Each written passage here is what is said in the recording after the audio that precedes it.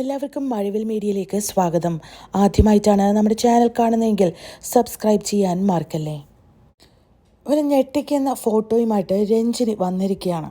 പറഞ്ഞിരിക്കുന്നത് അതിലും ഞെട്ടിക്കുന്ന കാര്യം, താനിപ്പോൾ വാട്ടർ തെറാപ്പിയിലാണ്.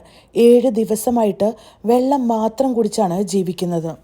21 ദിവസത്തേക്കുള്ളതാണ് ഈ വെള്ളം മാത്രം കുടിച്ചിട്ടുള്ള ഫാസ്റ്റിംഗ്.